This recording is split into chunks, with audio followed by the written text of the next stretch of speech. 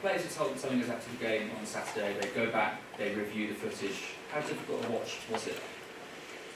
Yeah, it was difficult. I think everything that we wanted to happen didn't happen. Yeah, we know as a team that we underperformed, we know as individuals that we underperformed, but it was actually a really helpful meeting. Yeah, we watched clips of course, but it was a lot of talking, a lot of communicating, a lot of discussions, which yeah, I think is also super healthy. What mistakes will you be looking to avoid then in that case? We don't concede.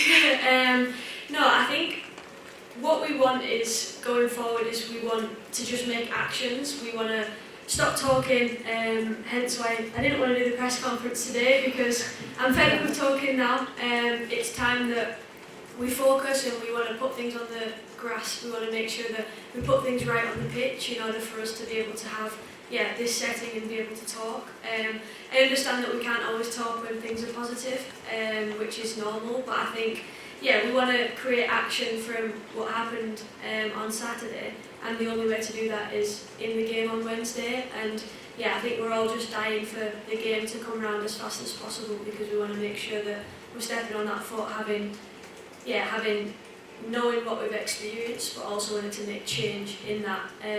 We've spoken about wanting to be proper England, we want to go back to what we're good at. We want to go back to traditional style of football in terms of tough tackles, getting back down to the roots, remembering why we're here, remembering playing for the little girl that wanted to be here, and sometimes it is about blocking out the noise, and it's about just getting on that pitch and just getting stuck in. Georgia, how are you? Because obviously, playing only 300 minutes, or less than 300 minutes in 7 months can't be ideal when you're now playing 2 games with the convention tournament. Well, if you put it like that, yes. But I think in my situation, my injury wasn't a bad thing for me. It was the first time I'd missed games for 10 years. It was my first injury in 10 years, so I think that's a very good innings. In terms of the last 6 months, I've done many rehab sessions, many sessions to get fitter, faster, stronger, and I do feel in a good place. If I'm being totally honest, I'm disappointed with my performance on Saturday. For some reason, I couldn't do the things that I wanted to be able to do, in terms of in possession especially. And that's why I just knew that I had to run around, I had to put some tackles in, and my way of kind of communicating, showing, if I can't do something on the ball, then I'll work my socks off to make sure that I can do it off the ball. You're not the only player in the lineup that's coming back from a long-term injury. Obviously you've got Alex Greenwood and Lauren Hemp and Lauren James as well. That's 4 players from the starting lineup. Does that have a slight effect on sort of what England can do? Because again, it can't be easy. Yeah, but I think you're using injury as a negative, whereas we can also look at it as a positive way of that's the time when you've been able to get yourself back together, you're able to work on things in the gym that you haven't had time to work on before. Like I said before, you're able to get fitter, faster, stronger, and for me that is the case. I've got test results now that I've not seen in the last 2 years because they've never been that good before, and I do think that is because of the time that I got to do the rehab sessions. We all know as individuals what we're capable of, we know as a team what we're capable of, and we just have to do it. Right, I'm Jane from BBC. You talked about it now's the time for action, and you don't want to talk anymore. But what do you and the players need to do, the rest of the squad need to do differently against the Netherlands than you did against France? There's different individuals. Obviously we know the quality that the Netherlands have got. We are facing a completely different opposition. I think if we look at Netherlands, they play a lot of midfielders. So maybe they're more likely to come inside than they are to go outside. I don't know if that's going to be the case, obviously you don't know until the game. But they play a lot of midfield players, which is going to overload the central areas. I guess we just have to see what the game brings. But in terms of what we can control, I think, of course we want to be better on the ball, but we can control our mentality going into it, and we can control our emotions on the pitch. I think we need to demand more from each other, we need to communicate in those moments, and communication isn't just about speaking, but it's about action. Like I said, if you put a tough tackle in, or if somebody's doing the run for you, or if somebody's running back or pressing forward, those are the little triggers that we can almost use as catalyst moments. Georgia, there's a really horrible scenario that if England were to lose against the Netherlands and then Wales were to lose to France, that you both go out. That's a real possibility. That's not something I guess you want to contemplate though. It's reality. If we're not good enough on Wednesday, then we don't deserve to continue in the tournament. We'll go back to ITV News and play, please. Thank you. Hi Georgia. What would you say to England fans who are now worried about your chances of getting out of this group? Lucy pulled us together, and she used the example of they lost their opening game in 2015 against France as well. And it was just kind of like a together moment to be like, okay, we got a 2-1, we could have got a draw, and I think even at our worst, we were still able to put a performance together that is worthy of a draw. So I feel like it's just, we need to perform. Of course we want the fans to stay with us. They know what we're capable of well, and yeah, just to support us through and through. We knew that it was going to be a tough group, and yeah, true fans stick with us thick or thin. Please go, we'll go to Rob. Hi, Rob from Sky News. How are you balancing out the camp being self-critical for improvement and it not sort of getting everyone down? I think you are allowed that time after the game.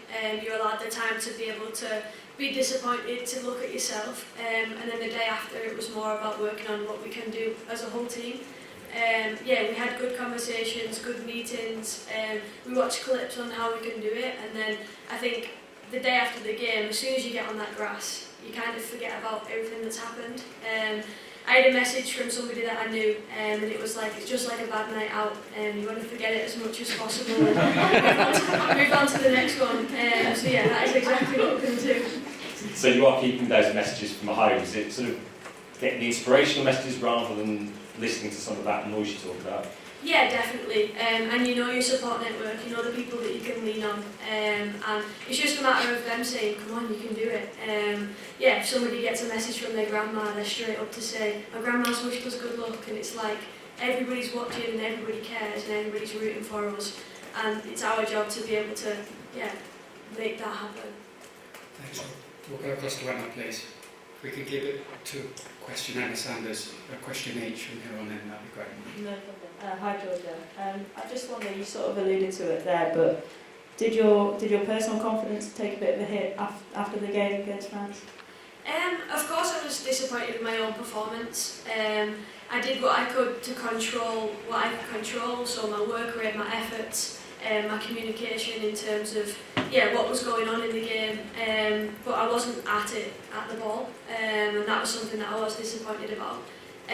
But I know as an individual that one game doesn't define me as a player or as a person, and I know that when I got back on the grass today that my focus was on, and that I just wanted to make sure that every pass was where it needed to be, to just be able to build from that. Thanks, Emma. We'll go to Kit. Thank you.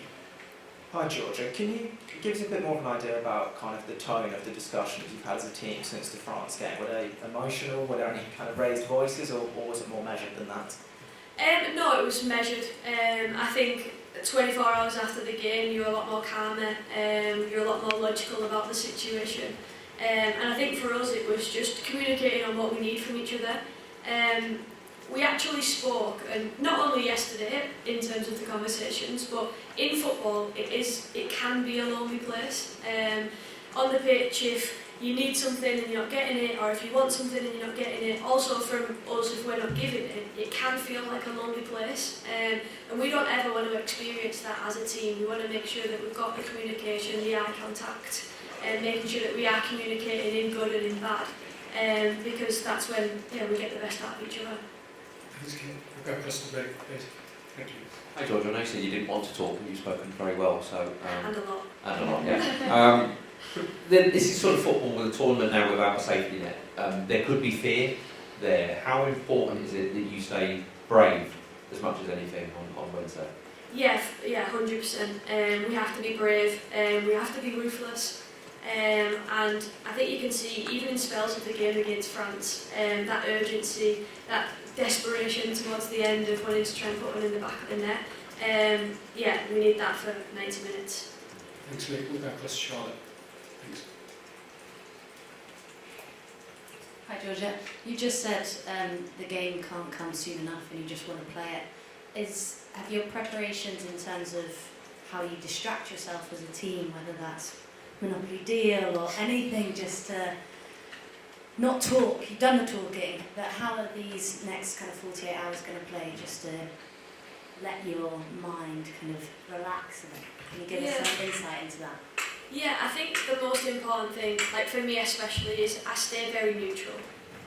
So I don't get too high and I don't get too low. I enjoy time on my own in my room. I also enjoy it with my family. And I think you can kind of work your time as to what works best for you.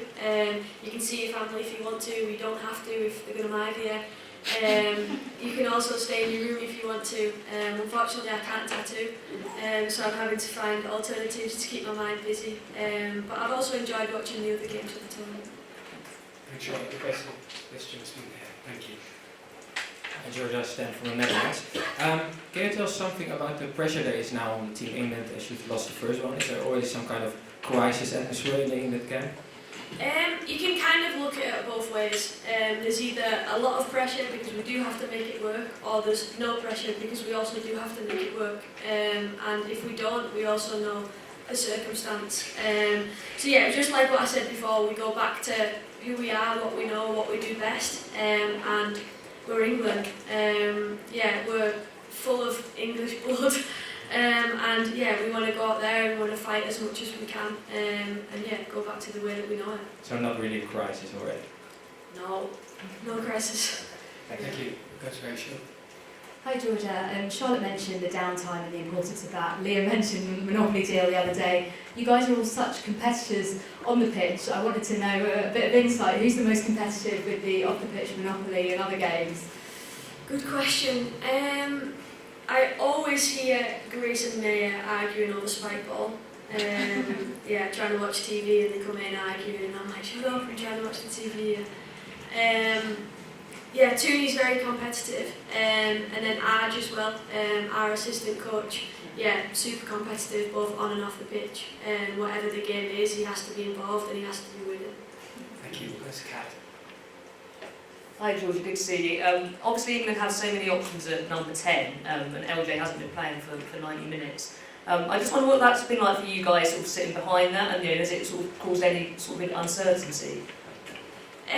No, not necessarily. I think me and Kiera have played with each other long enough to understand how we both play. Yeah, we're both high on communication in terms of what's going on in the game, tactical information, and we enjoy that like partnership that we've got with each other. Obviously we know what LJ can do, we also know what Tooney, Jespar, Grace can do, and I think that's the beauty of the squad at the moment, is no matter who's on the pitch, we know exactly what we're going to get from each other. I think something going forward is we just have to make sure that we are dealing with everything that we can in every situation. Sometimes it feels like teams put a lot of players in the middle of the pitch, so yeah, we need to try and figure out ways that we can deal with that and that we're not getting overrun. Thank you. Thanks, Kat. We'll go across to Sophie. Hi Georgia.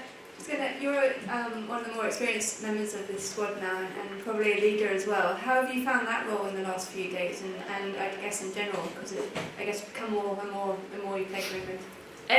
Yeah, it's just happened, to be honest. Yeah, one minute you feel like the kid that's breaking through and is fulfilling their dreams, and next minute it's kind of the seriousness of it all. You're invited into important conversations, and you're obviously talking about football a lot. But no, I enjoy it. I think for me, which is why I'm disappointed with Saturdays, I would say about myself is my leadership way would be consistency. So to have not had that on Saturday to me was disappointing. But I feel like going forward, that is just what I want to create. I feel like I can lead by example in the way that I'm playing, in the way that I'm trying to set the tone, and the way that I do get stuck into opposition. That's my way of showing, my responsibility within this team. Thanks, Sophie. We'll take two more. We'll go to Holly.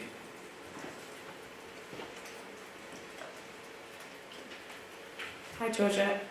You spoke a bit about family and also the people that help you rally in these moments. Who specifically kind of do you go to in your family to kind of get those messages to, you know, to spur you on? And what have they said to you, you know, following the last game? I think looking up and seeing my family is enough to spur me on. I always want to know where they're sat in the stands. I always want to know, just where they're placed. Just because to me that's just a little bit of calmness to know, okay, they're here for me, everything that they've sacrificed is also worth it. But I think in terms of football, I have an agent and I have a mentor. My agent is somebody that I speak to every single day. My mentor is once a week or whenever is needed. And for me, they're the two people that I would talk to about absolutely anything, but also the people that I can go to if I'm feeling a little bit insecure or I'm feeling a certain way, and they'll reassure me that things are going to be okay. It could be just a little reference, or it could be a goal going into the next game, that if I achieve that, then I know myself that, I've had a productive day. Thanks, Ollie. We'll finish with Jamie. Hi Georgia, you mentioned kind of going back to your roots. Leah said on Saturday that some of the problems defensively came by being a bit too expansive. When you lost the ball, France were very dangerous. Is part of being proper England going back to roots kind of like going back to basics on the ball in terms of how you set up, or is this a team that really believes in the plan that you have from the start? Yeah, we believe in the plan that we have. Obviously, we become expansive because that's how we play. And I think if we tied it up on the ball, then expansiveness wouldn't become a problem. I don't even know if that's a word, but it wouldn't become a problem. Whereas, I'm just going to say that. Yeah. Thanks very much. Thanks, Kiera. Thanks, everyone. Thank you.